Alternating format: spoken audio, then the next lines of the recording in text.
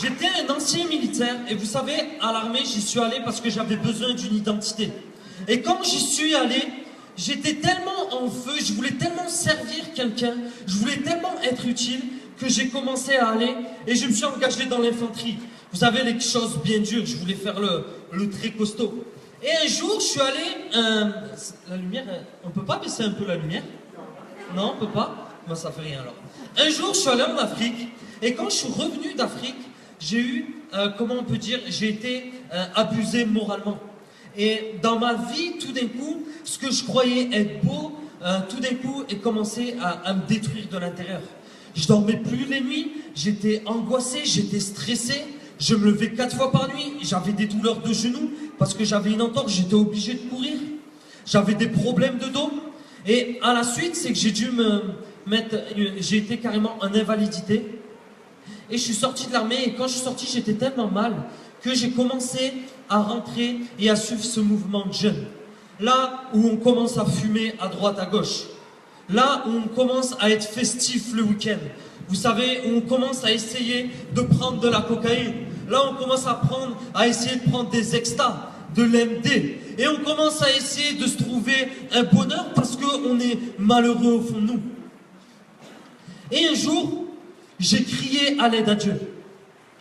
Et quand j'ai crié à l'aide à Dieu, 2 semaines après, j'ai rencontré une personne et à travers cette personne, ma vie a complètement basculé. Alors qu'en plus, j'étais en train de faire pousser du cannabis à la maison. Je suis désolé, mais j'étais pas tellement un saint.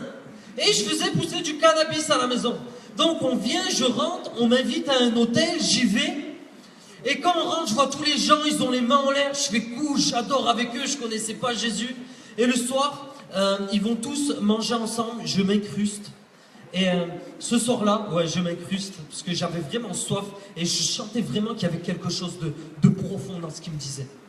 Et à travers 2 témoignages du miraculeux, d'une personne qui était handicapée jusqu'à l'âge de 16 ans, qui est sortie de son fauteuil roulant, et d'une autre personne qui était accro à l'héroïne, et Jésus l'a guéri, l'a délivré instantanément. En moi, il s'est passé quelque chose, et j'ai dit, je veux ce que tu as. Qu'est-ce que tu as? Comment on fait pour ce que tu as, pour avoir ce que tu as? Et il m'a dit, un jour, un monsieur qui s'appelle Jésus est mort à la croix pour toi. Je fais, c'est quoi ce truc de fou? Je fais, bon, ok, si ton Jésus, il est mort pour moi, moi, je lui donne ma vie maintenant. Et je suis prêt à tout faire et à le suivre jusqu'à la fin de ma vie. C'est vraiment, il change ma vie. Et vous savez quoi? Le lendemain matin, je me suis réveillé. Et vous savez ce qui s'est passé quand je me suis réveillé? J'avais l'impression qu'on m'avait arraché mon cœur, qu'on m'avait arraché mon passé et qu'on m'avait mis, et j'étais né de nouveau. Vraiment ce terme, né de nouveau. Et ce qui s'est passé, c'est qu'au moment où j'étais comme ça, j'avais tellement un feu, j'avais tellement quelque chose qui bouillonnait en moi, que les 2-3 semaines qui ont suivi, j'ai commencé à prêcher l'évangile et à prier pour les malades, alors que je connaissais rien de la Bible. Mais j'avais une telle soif que je vous promets, les 20 et 30 personnes de mon cercle familial et de mes amis ont commencé à entendre l'évangile. Ils m'ont dit, Lucas, tu es fou. Lucas, tu es dans une secte. Vous savez, quand on commence à être radical pour Jésus, on entend souvent ça. Et je dis, non, je suis fou d'amour. J'ai rencontré quelqu'un qui a changé ma vie. Et à travers ça, j'ai commencé à en parler à ma famille. Ma mère avait une fibromyalgie. Ma mère a été guérie instantanément par Jésus. Ouais. Ma belle-sœur était athée. Vous savez ce qui s'est passé? C'est pas moi qui ai dû prêcher l'évangile. Jésus lui est apparu dans sa chambre. Quoi de plus facile? Vous savez pourquoi? Parce qu'il y a une promesse pour chacun de vous et chacun de vos familles. Moi et ma maison serviront l'Éternel.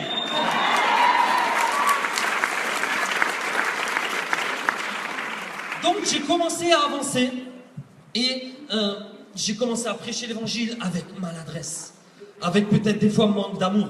Mais j'ai essayé, je suis tombé, je me suis relevé, je suis tombé, je me suis relevé, je suis retombé, je me suis relevé. Jusqu'à un jour où Dieu vient et parle à mon cœur.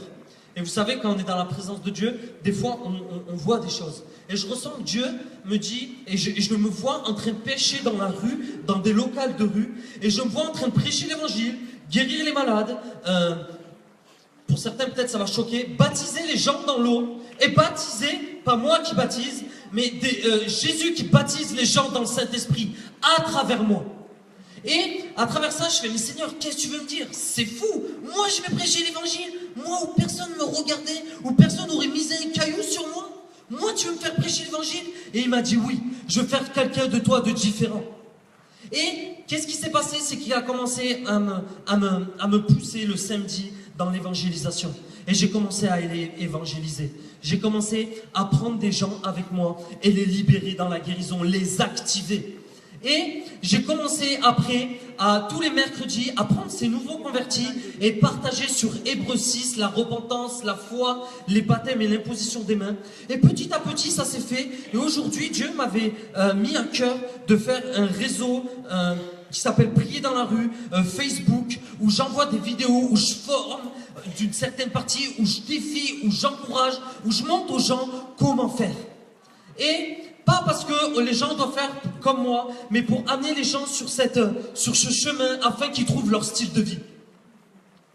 Et à travers tout ça, j'ai commencé à faire ces choses et j'ai dit à Dieu, c'est simple. Un jour, un monsieur a commencé à prêcher et il a dit, qui est prêt à se consacrer à l'évangélisation? Qui est prêt? Il a fait un appel comme ça et j'y suis allé comme ça devant. Et le jour où il a fait cet appel, ma vie a commencé à changer.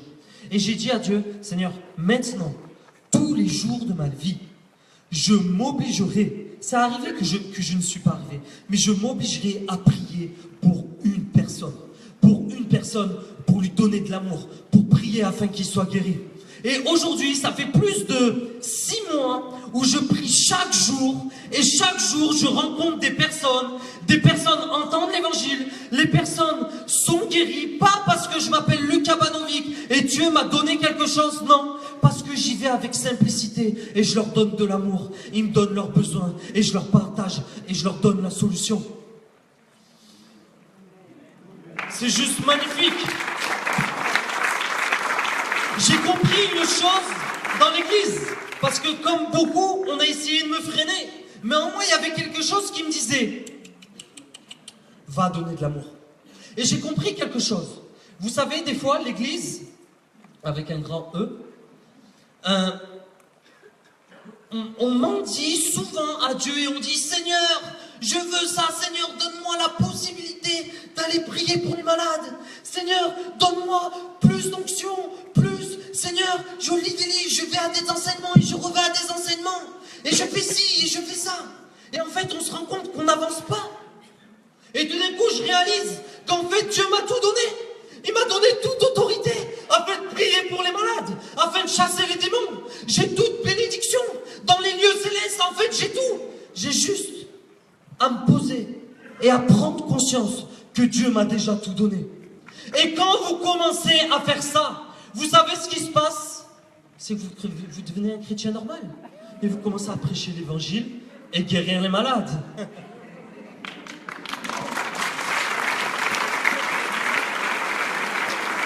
J'ai envie d'imaginer quelque chose. Imaginez, par exemple, les gendarmes qui sont là. Et le gendarme, il est assis, il est dans sa voiture comme ça. Et il voit un voleur qui sort. À votre avis, qu'est-ce qu'il fait? Je vous pose la question. À votre avis, qu'est-ce qu'il fait? Pour faire quoi? Pour l'arrêter? Est-ce que vous pensez qu'il appelle, il dit Alpha, ici Charlie. Oui, Charlie, Alpha. Je veux te demander si je peux aller arrêter le voleur parce qu'il vient de commettre un cambriolage. Qu'est-ce qu'il va lui répondre? Oh mec, je t'ai donné toute autorité, je t'ai même donné la puissance de l'arrêter s'il ne veut pas s'arrêter. C'est vrai ou pas? Quand les chrétiens voient un malade qui passe dans la rue, qu'est-ce qu'on fait? On va l'arrêter? On va faire justice? On va venir se venger avec l'amour de Dieu afin de récupérer le terrain de Dieu qui a été volé dans sa vie? C'est une question que je vous pose. Et pourtant, quand je vous dis, est-ce qu'un gendarme arrête les personnes? Je vais dire, bah oui, c'est normal, c'est son mandat. Il a reçu ça. Mais je vous dis ce soir, vous avez un mandat. Un mandat qui un jour, vous allez devoir rendre des comptes. Un mandat, pourquoi? Parce que comme on l'a chanté tout à l'heure, un jour, Jésus est venu afin de tracer le chemin du salut. Pourquoi? Pour qu'on aille pour qu'on aille dehors et qu'on aille prêcher l'amour, pour qu'on aille dehors et prêcher la bonne nouvelle, guérir ceux qui ont le cœur brisé, prêcher l'évangile, prier pour les aveugles afin qu'ils voient, prier pour que les sourds puissent parler et que les sourds puissent entendre et les muets puissent parler. Donc, j'ai trouvé cette image intéressante et je me suis dit, c'est une image impactante. Si aujourd'hui tu réalises l'autorité et la puissance que tu as, mes amis, dans un an, c'est pas une personne qui va prêcher, c'est 500 personnes qui vont se lever pour Jésus.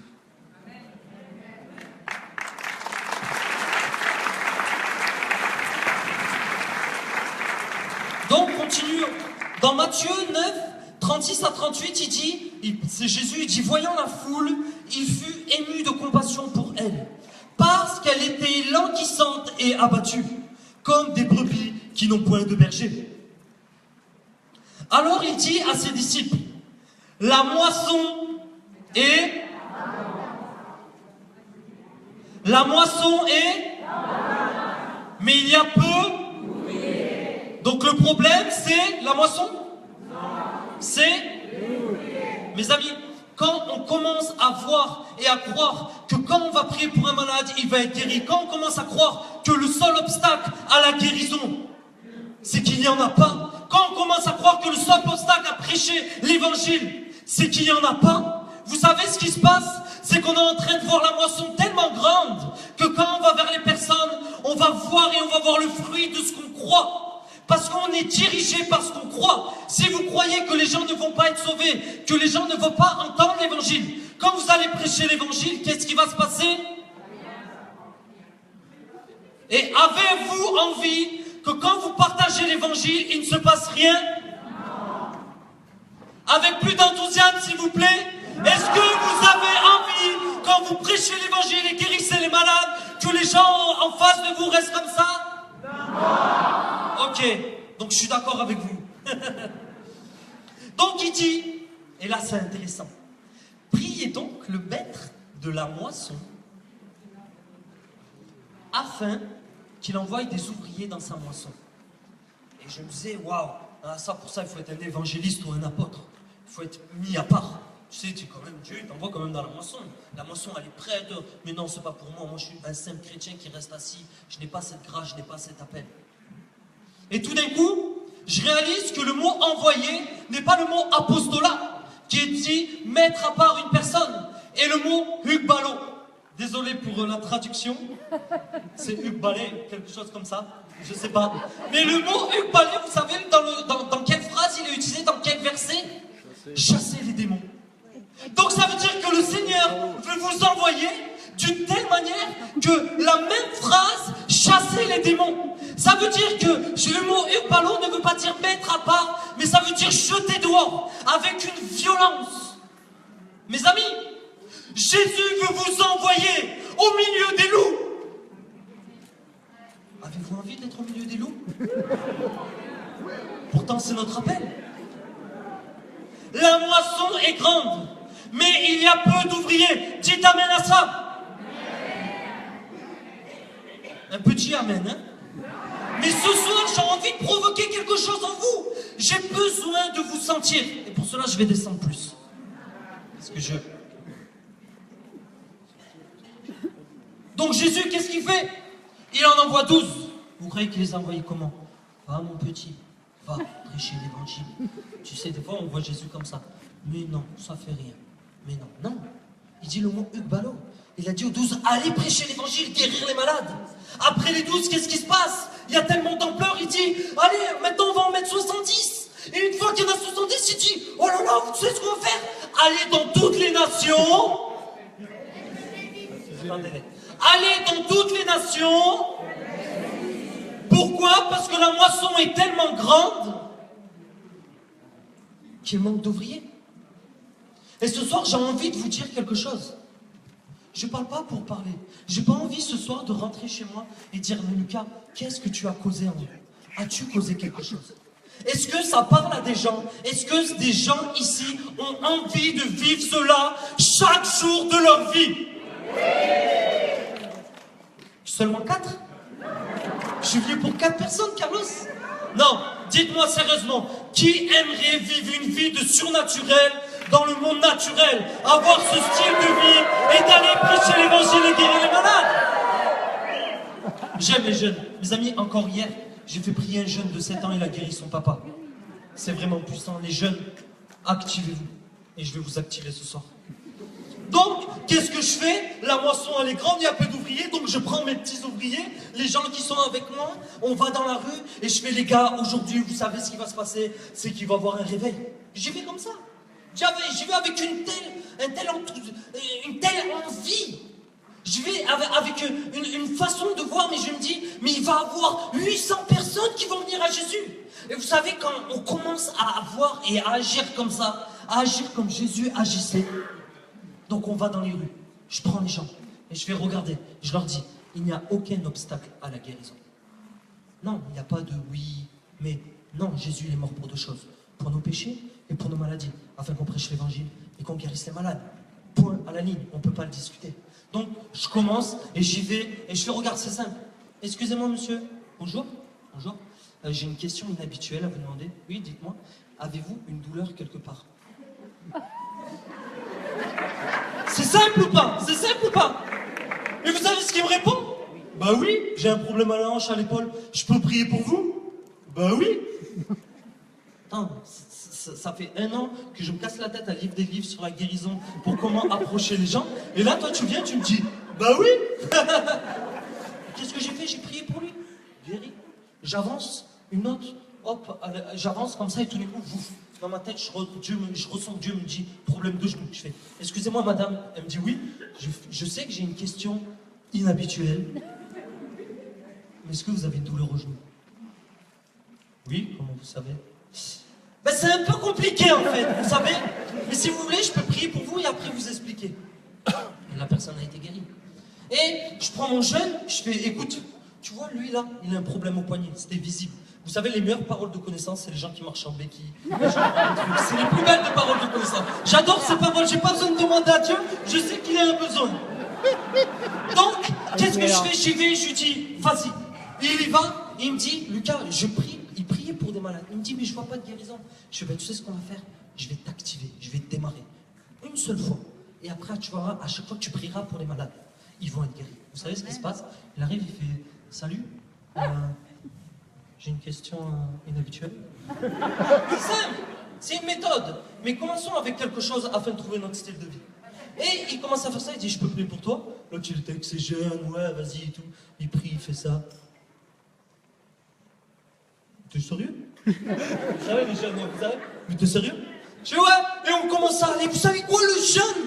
Même moi, je suis sûr, j'aurais pas l'audace de faire ça. Il commence à aller tout droit au niveau de la place République, là où il y a tous les cafés. Et il commence à prier pour tous les malades. Il connaissait, ce jeune, il connaît tout le monde. Et il commence à prier pour tous les malades. Il dit, oh, je peux prier pour toi. Il va voir les musulmans, oh, Jésus t'aime. Et il va voir comme ça. Et je dis, mais il est fou, celui-là. Et lui, il me dit, mais non, c'est comme ça qu'il faut faire. Donc, on commence et il me dit, oh, j'ai reçu un appel. C'est bon ça, c'est sa mère. Ça réveille ceux qui se sentent bien dormir. Et tout d'un coup, qu'est-ce qu'il fait? On va voir cette fille. Et cette fille, on commence à lui parler. Elle me dit, Lucas, je commence à venir à lui parler. Chaud de night, j'arrive. J'étais rempli du Saint-Esprit, j'étais en feu, je voulais, vous savez, le jeune qui est tellement rempli, trop bordé d'assurance, vous savez, ce sentiment de la présence de Dieu, ce sentiment d'avoir réussi quelque chose. Et je commence à avancer, et on parle avec eux, et on était en retrait, et ils commencent à me dire qu'ils font du magnétisme. Je fais merci Seigneur. Et ils commencent à me dire qu'elle prend l'énergie de la nature. Je fais, oh. Et je fais, qu'est-ce que tu ressens? Elle me dit, je ressens de l'énergie. Je dis, c'est pas de l'énergie, c'est des esprits qui sont en toi. Et je commence à lui parler, à démonter et à lui expliquer le monde spirituel. Je commence à lui dire qu'est-ce que Dieu a fait, le jardin d'Éden, le péché, pour qu'elle comprenne qu'est-ce que Jésus est venu faire. Et je lui prête Jésus. Et je fais, vous savez quoi? Je vais vous faire une démonstration de puissance. Ça vous dit? Il me dit, ah ouais, je lui dis ça. Donc, je fais une démonstration de puissance. Ça, j'adore. Vous savez, vous pouvez pas compter sur vous-même. Et tu fermes les yeux, tu fais Saint-Esprit, t'as intérêt de vous dire parce que là, je suis en train. Donc, je commence à prier et elle commence à ressentir. Elle dit, c'est quoi ce truc de fou? Et je lui dis, maintenant, veux-tu te repentir et accepter Jésus comme Sauveur et Seigneur? Aux deux. L'autre, il me dit non. Il voulait rester dans mon initié. Je fais OK. Et je fais à sa sœur, toi. Elle me dit oui. Je commence à prier. Vous savez ce qui se passe? C'est qu'elle était en face de moi, on était dans la rue, donc imaginez la scène. Je commence à prier pour elle et il y a des trucs qui commencent à manifester. Et je vois là, il y a un truc qui commence à venir beaucoup. Et on commence à prier. Boum, le truc, il explose. Je fais maintenant, tu veux recevoir le Saint-Esprit? Elle me dit ouais. Et je commence à prier. Et elle a tellement reçu le Saint-Esprit qu'elle était comme ça. Je ne sais pas si vous avez déjà vu.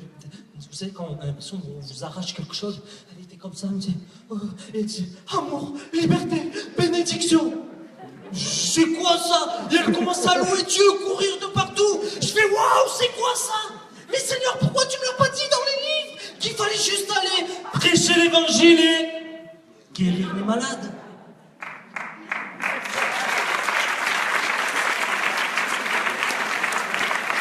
Donc, Jésus, il a dit quoi? Allez. Aujourd'hui, je te dis, va. Le seul moment où il a dit, hop, les gars, attendez ici, il y a une puissance qui va venir d'en haut. Et une fois que vous avez reçu la puissance, pouf, allez. Mes amis, on doit aller. Mais, il y a une chose, je ne parle pas aux gens qui vont dans la rue, qui n'ont pas d'église, qui n'ont pas de communauté. Je parle vraiment d'un réel équilibre, de marcher avec une équipe. Je ne parle pas d'être une personne qui a une électron libre, je suis contre ça. Et les personnes qui sont des électrons libres, je vous demanderai de venir voir Carlos afin qu'il vous trouve une belle église. Ouais, carrément, c'est le top. Donc, il me reste combien de temps? Non, ça va. Donc, j'ai commencé à écrire ces 3 derniers mois, pas pour dire que j'ai prié pour tant de gens, mais je trouvais que c'était important de faire un journal de bord de ce que Dieu avait fait dans ma vie. Et sur les 3 mois, j'ai prié pour plus de 200 personnes.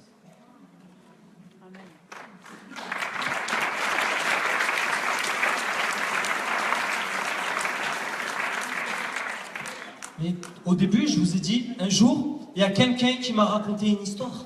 Et ça a déclenché ma vie. Est-ce que vous voulez entendre cette histoire? Mes amis, à la fin de cette histoire, je vous promets, s'il n'y a personne qui est devant, c'est qu'il y a un problème. Donc, c'est l'histoire d'une jeune fille. Donc, moi, j'étais à votre place, il y avait le prédicateur. Et le prédicateur, il commence à faire un appel. Et avant l'appel, il commence à nous raconter une histoire. Et il dit, c'est un jour une femme, en Amérique, un prédicateur, il fait un appel pour les personnes qui aimeraient être utilisées par Dieu. Parce que je parle de prêcher l'évangile, guérir les malades, mais ça c'est un levier, c'est une façon, une parole de connaissance. Voilà, j'ai appris aujourd'hui que des gens font de l'évangélisation avec de la poterie. Waouh! Il y a il n'y a pas que moi, il y a plein de choses. Juste faut se sentir à l'aise dans ces choses. Donc, elle vient, et elle dit, ouais Seigneur, elle fait ça, Seigneur, moi, aujourd'hui je me consacre et je veux que tu m'utilises. Qui a envie d'être utilisé ce soir? Avec un oui? Qui a envie d'être utilisé ce soir? Ok. Oh, ça commence à... Ouh, je sens qu'il commence à se passer des choses. Donc cette fille, elle dit ok, elle rentre, elle prend la voie rapide. Et elle ressent, arrête-toi au prochain arrêt. Tu vas rentrer dans la boutique et tu vas faire le poirier. Je ne le fais pas parce que je vais tomber, mais tu vas faire le poirier devant la machine à boisson. On fait ça, elle dit bon, je vais voir quand même. Elle dit bah il n'y aura pas de machine. Et elle ouvre, elle voit une machine. Elle dit non. Non. Elle prend la voiture. Le Saint-Esprit lui dit non. Vas-y. Vous savez, on veut être utilisé par Dieu quand Dieu nous dit un truc. Oh, mais t'es sûr que c'est bien de toi? Donc, elle revient, et là, elle ouvre la porte, elle fait. Et quand elle ouvre la porte, vous savez comment ça fait? Ça fait. Ding dong. Elle fait ça, elle court, elle fait le poirier, elle part en courant, et le type fait Madame. Elle dit quoi? Non, désolé, mais je sais, elle commence à paniquer. Il dit quoi? Elle dit quoi? Elle dit mais qu'est-ce que vous faites là? Elle dit non, ça c'est trop fou, vous comprendrez pas. Elle dit non, dites-le. Elle dit, bah, je suis chrétienne. Et mon pasteur, il m'a dit de m'avancer si je voulais être utilisé par Dieu. Et quand je suis passé, j'ai ressenti que Dieu me disait d'aller faire le poirier. Qu'est-ce qu'il a fait? Non, il n'a pas fait ça. Cette personne-là, elle était derrière le comptoir. Elle était en train de charger son magnum. Et elle disait, je veux vraiment que tu existes. Qu'une personne rentre et qu'il fasse le poirier devant les boissons. Mais c'est pas fini. La personne devait fermer 5 minutes après. Il avait divorcé. Il s'est éloigné de ses enfants.